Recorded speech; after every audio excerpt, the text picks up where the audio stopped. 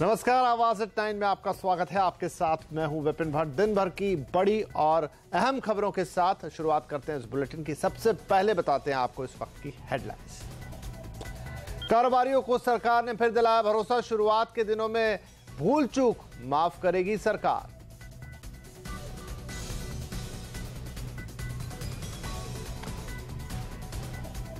GST में गलती पर नरम रहेगी सरकार। सरकार ने दिलाया कारोबारियों को भरोसा। It's a genuine mistake. The government would be very, very kind to them. So they don't need to worry about it.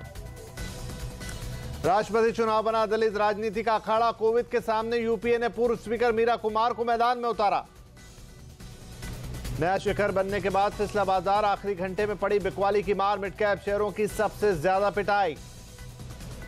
रियायतें मांग रही एप्पल से सरकार ने मांगा निवेश का ब्लूप्रिंट। पूछा कितने दोगे रोजगार, तभी होगा विशेष छूट पर विचार। आवाज की एक्सक्लूसिव खबर। मुंद्रा प्रोजेक्ट पर टाटा पावर का गुजरात सरकार को अनोखा प्रस्ताव। 51% हिस्सेदारी सिर्फ ₹1 में बेचने को तैयार। कहा घाटे की वजह से प्लांट चलाना हुआ मुश्किल।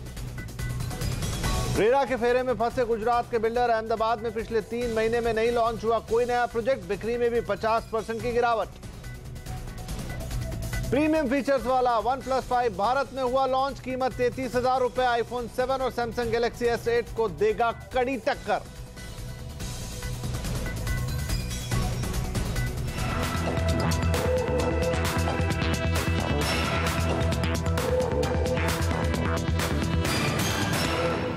जीएसटी लागू होने में अब सिर्फ 10 दिन बचे हैं, लेकिन जीएसटी को लेकर व्यापारियों में डर अब भी बना हुआ है। व्यापारियों के मन में टैक्स से जुड़े तमाम तरह के सवाल हैं, जिनके जवाब उन्हें नहीं मिल रहे हैं। ऐसे में व्यापारियों का डर थोड़ा कम हो और उन्हें उनके सवालों के जवाब मिल सकें, इसके लिए सीएनबीसी आवास पर आज जीएसटी दरबार का आयोजन किया गया। सीएनबीसी आवास के जीएसटी दरबार में सरकार की ओर से खुद राजस्व सचिव हसमुख अढ़िया शामिल हुए, जिन्होंने व्यापारियों की हर शंका का समाधान किया। राजस्व सचिव हसमुख अढ़िया ने कहा कि ट्रांजिशन के दौरान गलती होने पर माफी मिलेगी और सरकार नरमी बरतेगी। There is a fine line between a genuine mistake and intentional decision on somebody's part to cheat the government. So that distinction we will see, and if it's a genuine mistake, the government would be very, very kind to them. So they don't need to worry about it. Input credit की शंकाओं को दूर करते हुए अढ़िया ने कहा कि अगर स्टॉक से जुड़े जरूरी डॉक्यूमेंट हैं तो पूरा इनपुट टैक्स क्रेडिट मिलेगा। आपके पास जो स्टॉक है उसमें आपने वेट पे किया है और आपके पास वेट पेमेंट के वाउचर है, सब डॉक्यूमेंट है, तो आपको 100% क्रेडिट उसका SGST के सामने मिल जाएगा।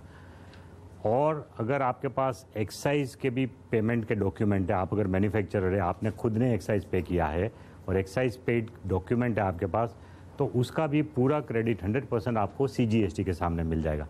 लेकिन ये दोनों में से कोई भी वाउचर नहीं है अगर आपके पास, मान लो, फिर भी अगर आपका जो कमोडिटी और टैक्स पेमेंट में था, पहले एक्साइज उसके ऊपर थी या वेट था, तो उस केस में हम 40% या 60% डीम्ड क्रेडिट देंगे आपको। इसके अलावा रिटर्न कब भरना होगा और किन चीजों की जरूरत पड़ेगी, इस बारे में भी हसमुख अढ़िया ने व्यापारियों को पूरी जानकारी दी।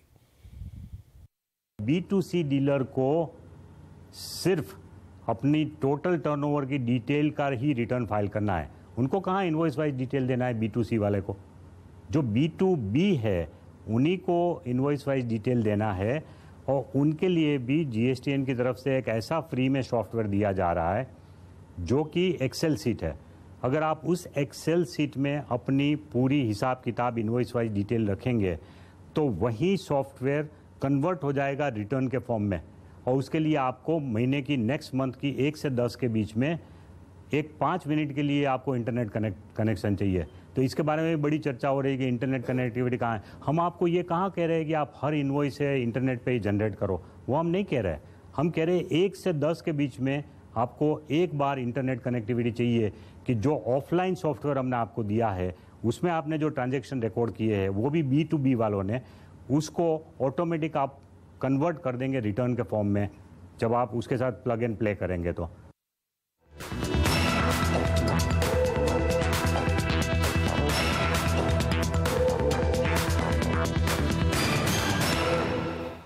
1 जुलाई को जीएसटी लागू होने के दिन पीएम नरेंद्र मोदी एक बड़ा कार्यक्रम करेंगे। पीएम मोदी 1 जुलाई को टैक्स विशेषज्ञों को संबोधित करेंगे। ये कार्यक्रम दिल्ली के इंदिरा गांधी इंडोर स्टेडियम में होगा। इससे पहले 30 जून को आधी रात संसद में भव्य कार्यक्रम होगा। 30 जून की आधी रात को जैसे ही घड़ी की सुई 12 बजाएगी, एक बड़ा घंटा बजाकर इसे शुरुआत की जाएगी और इसके साथ ही जीएसटी को लॉन्च किया जाएगा। इस मौके पर प्रधानमंत्री मोदी, तमाम मंत्री, विपक्षी पार्टियों के नेता और सभी राज्यों के मुख्यमंत्री शामिल होंगे। अब रुक करेंगे एक एक्सक्लूसिव खबर का। एप्पल की विशेष रियायतें देने से पहले सरकार ने कंपनी से पूछा है कि वो देश में कुल कितना निवेश करेगी और कंपनी के निवेश से कितने लोगों को रोजगार मिल पाएगा। सीएनबीसी आवाज को मिली एक्सक्लूसिव जानकारी के मुताबिक कंपनी की ओर से जवाब आने के बाद सरकार कंपनी को विशेष छूट देने पर अंतिम फैसला ले सकती है। पूरी खबर के लिए बात करेंगे ब्यूरो चीफ लक्ष्मण रॉय से। तो लक्ष्मण, क्या चिट्ठी लिखी गई है एप्पल को, किस तरह की शर्तें होंगी और फिर क्या रियायतें मिलेंगी उन्हें? दरअसल डिपार्टमेंट ऑफ इंफॉर्मेशन टेक्नोलॉजी ने चिट्ठी लिखी एप्पल को और कहा है कि आप जो भारत में निवेश करने की योजना बना रहे हैं उसमें दो बड़ी बातें पूछी गई है। पहली बात तो ये कि आप इस योजना के तहत अलग अलग चरणों में कुल कितना निवेश करेंगे। दूसरी बात ये पूछी गई है कि आपके इस निवेश करने से, आपके यहाँ पे यूनिट लगने से भारत में कुल कितने नए रोजगार पैदा होंगे। दरअसल चिट्ठी लिखने के पीछे का मकसद ये है कि एप्पल भारत में मैन्युफैक्चरिंग यूनिट लगाना चाहती है, खुद के आईफोन यहाँ बनाना चाहती है एप्पल, और इसके लिए सरकार से विशेष रियायतें मांग रही है। मिसाल के तौर पर जो हम कंपोनेंट इंपोर्ट करें उस पर ड्यूटी में छूट दी जाए, यहाँ पे जीएसटी लागू होने के बावजूद हमें कुछ टैक्स संबंधी रियायतें दी जाएं, जो पुराने फोन को इंपोर्ट करके फिर एक्सपोर्ट करने के नियम है उसमें कुछ रियायतें दी जाएं। लेकिन सरकार का कहना है कि हम क्यों इनको रियायतें दें अगर उससे बहुत ज्यादा फायदा हमको नहीं मिलता है। तो इसीलिए सवाल पूछा गया है। इस सवाल के जवाब में अगर संतोषजनक और काफी उत्साहजनक जवाब आया कि इससे बहुत बड़ा निवेश होगा, मैन्युफैक्चरिंग यूनिट को काफी ज्यादा बढ़ावा मिलेगा और इससे बड़ी बात, अगर इससे बड़ी संख्या में रोजगार पैदा होंगे तो फिर सरकार सकारात्मक रवैया अपनाएगी और उसके बाद सरकार हो सकता है कि कुछ वहां पे टैक्स रियायतें जो एप्पल मांग रहा है वो रियायतें दी जाए। जी लक्ष्मण, बहुत शुक्रिया इस जानकारी के लिए। आज की एक और बड़ी खबर, बैंकों से निपटने के लिए सरकार आरबीआई के बाद अब एक कड़े कदम उठा रहे हैं। बैंकों के एनपीए की हम बात कर रहे हैं यहाँ पर। अब आरबीआई ने 500 करोड़ रुपए से ज्यादा के एनपीए के लिए नई मॉनिटरिंग कमेटी का गठन कर दिया है। डूबे हुए कर्ज से निपटने के लिए इस कमेटी को ज्यादा अधिकार दिए गए हैं। इस कमेटी का अध्यक्ष प्रदीप कुमार को बनाया गया है, जबकि S Raman, Janaki Vallabh, MBN Rao, YM Divasthali इसके सदस्य होंगे। टाटा पावर ने गुजरात सरकार को मुंद्रा पावर प्लांट की अपनी 51% हिस्सेदारी ₹1 में बेचने का प्रस्ताव दिया है। लेकिन यह प्रस्ताव आखिर क्यों दिया गया है, क्या है इसके मायने, जानने के लिए हम बात करेंगे अपने सीनियर एडिटर प्रदीप पंड्या से। प्रदीप, कंपनी को यह बात क्यों कहनी पड़ी और इसके पीछे क्या मतलब है? मुफ्त में ही समझ लीजिए कि 51% हिस्सेदारी उस प्रोजेक्ट की दी जा रही है जिसको बनाने में टाटा ग्रुप ने 18,000 करोड़ खर्च किया। और अगर आप कुछ एनालिस्ट से पूछे, मैंने जैसे बात करने की कोशिश की, उनका कहना था कि आज अगर आप ऐसा प्लांट फिर से बनाना चाहें तो आपको 25,000 करोड़ से ऊपर लग सकते हैं। तो 12,000 करोड़ की प्रॉपर्टी ₹1 में अगर आप डिस्कॉम्स को दे रहे हैं तो उसके पीछे जरूर कोई ना कोई वजह होगी। और वजह अगर आप देखें, सबसे बड़ी वजह यही है कि 6,500 करोड़ रुपए का एक्यूमुलेटेड लॉस है और हर रोज जो ये प्लांट चल रहा है और लॉस कर रहा है, क्योंकि जिस भाव पे बिजली दे रहे हैं ये 5 राज्यों को, खासतौर पे गुजरात और दूसरे राज्यों को, वो सस्टेनेबल नहीं है, उस पे वो अपनी कॉस्ट रिकवर नहीं कर पा रहे हैं। और वो तब है जबकि इस समय अगर आप देखें तो बाजार में कोयले के दाम कम है साइक्लिकली, और कुछ साल पहले बहुत ज़्यादा कोयले के दाम थे। तो आज के रेट पे भी ये लॉस कर रहे हैं, तो लगता नहीं कि ये कभी भी प्रॉफिट में आ पाएगा। तो लगातार लॉस करने से निकलने का रास्ता यही था कि टैरिफ रिवाइज किए जाएं। जैसे कि हम पहले भी देख चुके हैं कि सुप्रीम कोर्ट में अडानी ग्रुप और टाटा की अर्जी गई थी, और कुछ कंपनीज के साथ भी इस तरह के मामले हैं जहां पर फिक्स प्राइस टैरिफ है और सुप्रीम कोर्ट ने क्लियर कर दिया है कि इनको रिवाइज नहीं किया जा सकता, आप जिस दाम पे कमिट कर चुके हैं उसी दाम पे बिजली देंगे। तो ऐसी स्थिति में ये रास्ता टाटा ग्रुप की ओर से निकाला गया है कि अगर डिस्कॉम्स खुद ही हिस्सेदार हो जाए 51% के, और टाटा ग्रुप फिर एक ऑपरेटर रहेगा, कॉन्ट्रैक्टर के तौर पे 49% हिस्सा भी रखेगा और ऑपरेटर के तौर पे प्लांट को मैनेज करता रहेगा। तो ये प्रस्ताव दिया गया है। ऐसी ही रिक्वेस्ट अडानी ग्रुप की ओर से गुजरात सरकार को की जा चुकी है कि आप भी बेल आउट कीजिए हमें और चाहे तो आप प्लांट में हिस्सा लीजिए। तो सिमिलर ऑफर यहाँ पे लगता है कि दिया जा रहा है। लेकिन जो सबसे खास चौंकाने वाली बात है यहाँ पे कि सिर्फ ₹1 में दिया जा रहा है, यानी इक्विटी वैल्यूएशन बिल्कुल नहीं, किसी तरह से लॉस कम करना है और यहाँ से निकलना है टाटा ग्रुप को, ऐसा लग रहा है। और हो भी क्यों ना, क्योंकि अब तक जो बैंक्स कम से कम इनको प्लांट चलाने के लिए पैसे दे रहे थे, अब उन्होंने भी पैसे देने बंद कर दिए हैं। वर्किंग कैपिटल की शॉर्टेज हो चुकी है, तो अब या तो ये डील होगी या फिर ये प्लांट शायद बंद होगा। शुक्रिया प्रदीप। चलिए बात कर लेते हैं बाजार की। आज आखिरी घंटे में भारी बिकवाली शेयर बाजार पर भारी पड़ गई। हालांकि सुबह बाजार अच्छी तेजी के साथ खुले थे और सेंसेक्स में 31,522 के एक नए शिखर पर भी पहुंचने में कामयाब रहा था। निफ्टी भी 9,700 के करीब पहुंचा था, लेकिन आखिरी घंटे में बाजार में जोरदार बिकवाली से सारी तेजी जाती रही। कारोबार के आखिर में सेंसेक्स और निफ्टी लगभग कल के ही स्तर पर बंद हुए। और यहां पर वक्त हुआ एक छोटे से ब्रेक का। ब्रेक के बाद टेलीकॉम मंत्री से इंडस्ट्री दिग्गजों की फरियाद दिखाएंगे एक छोटे से ब्रेक के बाद।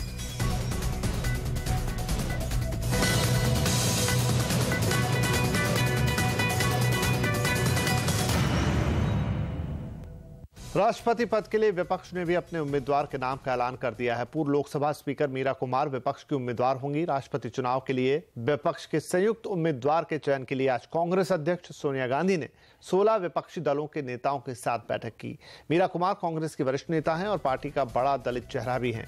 पूर्व उप प्रधानमंत्री बाबू जगजीवन राम की बेटी मीरा कुमार पिछली लोकसभा की अध्यक्ष रह चुकी हैं। हालांकि मीरा को उम्मीदवार बनाना विपक्ष की सांकेतिक लड़ाई ही मानी जाएगी, क्योंकि एनडीए के पास कोविड के लिए पर्याप्त वोट है। विपक्ष की ओर से उम्मीदवार बनाए जाने के बाद मीरा कुमार बेहद खुश नजर आईं। यहां तक कि उन्होंने ये भी कह दिया कि ऐसे समय में विपक्ष की पूरी एकता देखने को मिल रही है। बहुत ज्यादा खुशी है इस बात की कि विपक्ष एक मत हो गया है उसकी एकता को लेकर के, और यह एकता दर्शाती है कि वो सारी शक्तियां जो मूल्यों में, आदर्शों में अटूट विश्वास करती हैं, वो एक हो गई है। और मैं उनके प्रतिनिधि के रूप में राष्ट्रपति का चुनाव इन मूल्यों के आधार पर लड़ूंगी। इंटर मिनिस्ट्रियल ग्रुप और टीआरएआई के बाद टेलीकॉम कंपनियां टेलीकॉम मंत्री के दरवाजे पर पहुंची है। खराब माली हालात से जूझ रहे टेलीकॉम सेक्टर ने बाकायदा प्रेजेंटेशन दिया है। इस बैठक में भारतीय एयरटेल के एमडी सुनील भारती मित्तल, एडीएजी के चेयरमैन अनिल अंबानी समेत तमाम इंडस्ट्री दिग्गजों ने हिस्सा लिया। सुनील भारती मित्तल ने कहा कि कंपनियों को बैलेंस शीट में फ्रेश प्रमोटर कैपिटल की जरूरत है। वहीं टेलीकॉम मंत्री मनोज सिन्हा ने कहा कि टेलीकॉम सेक्टर पर रिपोर्ट जल्द जारी की जाएगी और कंपनियों की स्थिति पर जरूरी कदम उठाए जाएंगे। टेलीकॉम सर्विस प्रोवाइडर्स में जिन समस्याओं से उनका सामना हो रहा है या जो बार बार फाइनेंशियल स्ट्रेस की बात आ रही है, उनके बारे में विस्तार से बताया है और सबने अपने अपने ढंग से एक रोड मैप का भी सुझाव दिया है। वक्त हुआ एक और ब्रेक का। कुलभूषण जाधव पर सामने आया पाकिस्तान का एक और झूठ। विस्तार से देखिए इस ब्रेक के बाद।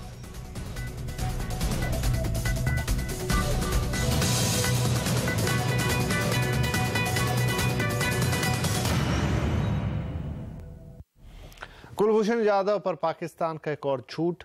पाकिस्तान की सेना ने कुलभूषण के एक और कबूलनामे वाला वीडियो जारी किया है। एक बार फिर से दावा किया गया है कि मौत की सजा पाए भारतीय नौसेना के पूर्व अफसर कुलभूषण ने जासूसी के आरोपों को स्वीकार किया है, लेकिन एक बार फिर जारी किए गए वीडियो को एडिट किया गया है। वीडियो की शूटिंग में 1 से ज्यादा कैमरों का इस्तेमाल किया गया है। कथित कबूलनामे को ये वीडियो 10 मिनट 10 सेकंड का है। इसके साथ ही पाकिस्तान की खुफिया एजेंसी आईएसआई ने दावा किया है कि कुलभूषण जाधव ने पाकिस्तान के आर्मी चीफ के सामने दया याचिका भी दायर की है। गफूर ने यह भी बताया कि जाधव की दया याचिका को पाकिस्तान की सैन्य अदालत खारिज कर चुकी है।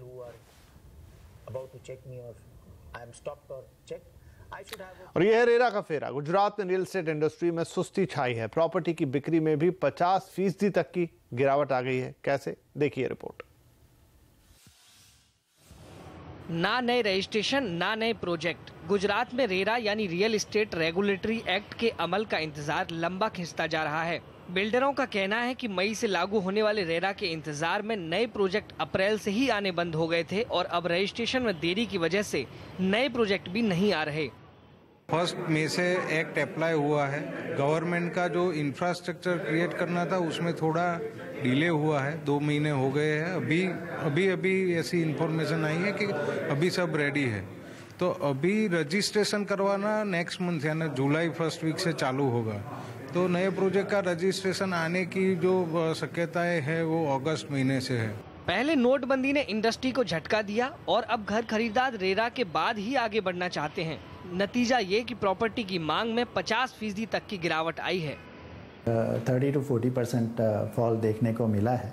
उसका मेन रीज़न यही है कि नोट बैन के बाद में most of the buyers they were thinking कि प्राइसेस काफ़ी कम होंगे, बट ऐसा हुआ नहीं, क्योंकि लैंड प्राइसेस स्टेबल थे और उसके बाद में काफ़ी फास्ट शूट अप होने लगे हैं। तो बिल्डर्स कम दाम में बेचने के लिए तैयार नहीं है।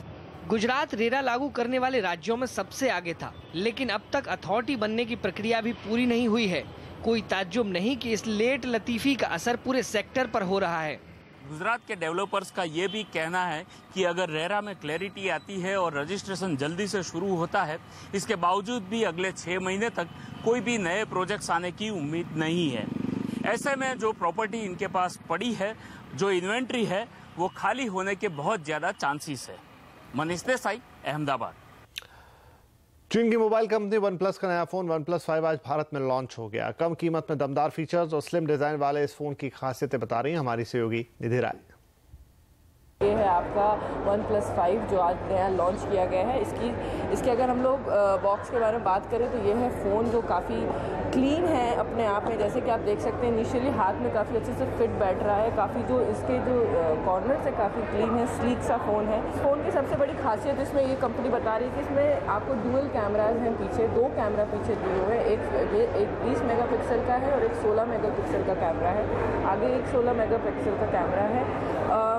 एक खासियत ये है कि इसमें यहाँ पे एक बटन दिया गया है जिसका आप इस्तेमाल करके वाइब्रेशन मोड पे या साइलेंट मोड पे अपने फ़ोन को ले जा सकते हैं। और बाकी की सारी चीज़ें जो भी आपको फ़ोन पे करना है उसके लिए आपको यहाँ पे सेंसर दिया है, वही आपकी मेन की का भी काम करने वाला है। इसमें एक बड़ी अच्छी चीज़ मुझे ये लगी थी कि अगर आप पढ़ने के बहुत शौकीन और अगर आप इस फ़ोन पर पढ़ते हैं तो ये फ़ोन काफ़ी स्मार्ट है। इस मामले में आप आराम से अपने इसमें ब्राइटनेस फिक्स कर सकते हैं और जब भी आप वो ऐप खोलेंगे तो उस ऐप में वो अपने आप ही डिसाइड कर लेगा कि आपको कैसे पढ़ना है, कितनी ब्राइटनेस की ज़रूरत पड़ेगी, तो वो आपके सेंसर के हिसाब से वो अटैच कर लेगा। इसका जो प्रोसेसर है वो सबसे मजबूत प्रोसेसर Qualcomm 835 का प्रोसेसर इसमें दिया गया है। फ़ोन आपको 2 कलर में इसमें अवेलेबल है, एक है मिडनाइट ब्लैक और एक स्लेज ग्रे कलर में अवेलेबल है। और अगर आपको फ़ोन खरीदना है तो इसका स्टोरेज की अगर हम लोग बात करें तो स्टोरेज है इसका 64 GB से लेके 128 GB और अगर रैम की बात करें तो इसमें रैम है 6 GB और 8 GB।